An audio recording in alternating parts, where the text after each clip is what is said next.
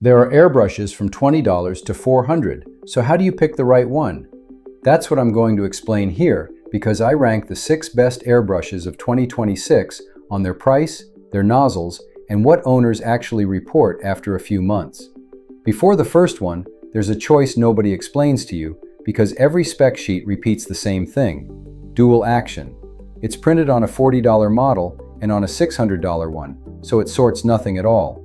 What actually sorts them is where the paint comes from. On a gravity feed, it falls in by itself from a cup on top, so 3 drops are enough. You work at low pressure, and you clean it by rinsing the cup.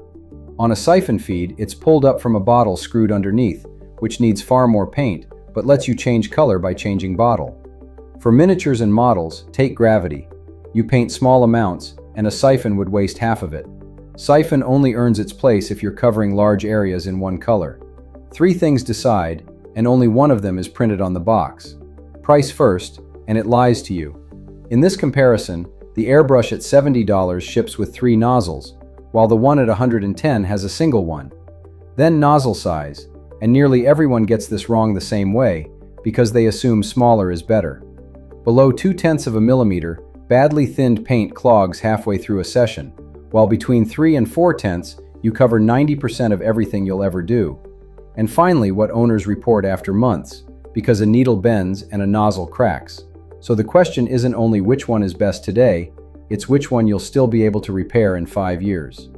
6 airbrushes, from the one I'd buy myself, down to the one whose spec sheet promises more than it delivers.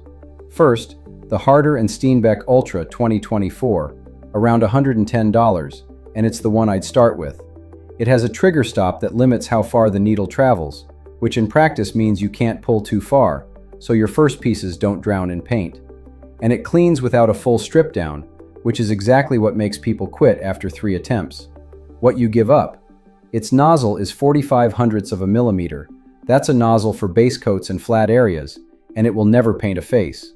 Don't buy it if you want fine detail from day one. Second, the Master Airbrush G233, around $70, and it's the one that makes the sentence from the intro true. It ships with 3 nozzle sets, 2, 3, and 0.5 of a millimeter, which covers base coating, semi-detail, and detail without buying anything else. So it lets you find out what you enjoy painting instead of deciding it for you. In exchange, the machining isn't at harder level. The tolerances are looser, and you feel it when you clean it. Don't buy it if you expect German engineering. Third, the Infinity CR Plus 2-in-1, around $240, the high-end that does everything.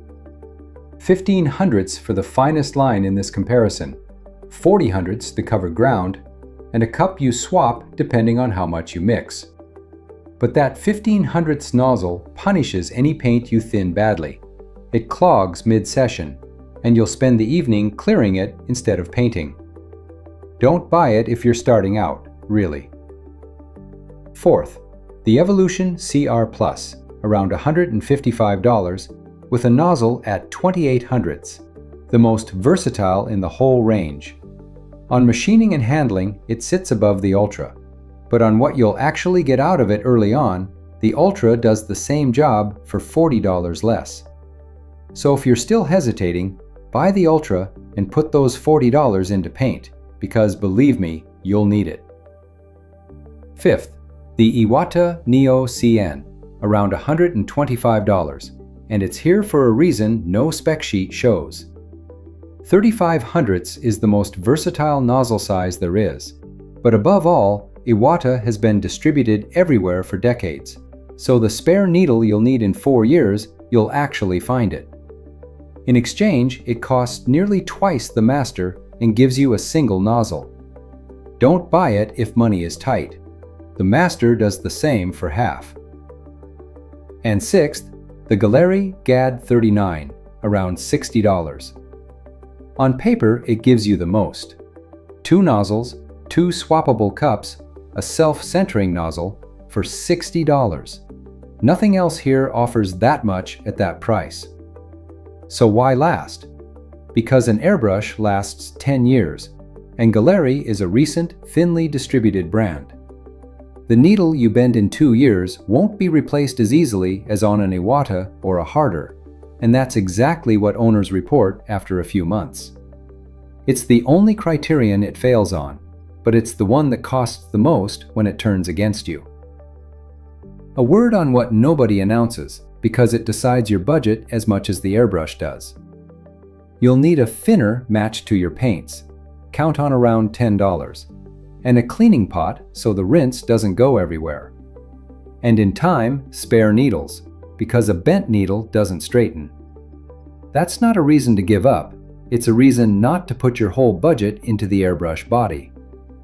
If you're starting out and you want one answer, the Harder & Steenbeck Ultra 2024. The Tritter Stop saves you from the mistakes that make people quit, and it cleans without any particular patience. If you don't yet know what you'll be painting, the Master Airbrush G233 for its 3 nozzles at $70. And if you already paint well and it's your gear holding you back, then and only then the Infinity CR+. All 6 are linked in the description. Prices move constantly, so check them there. Subscribe if you want the next comparison.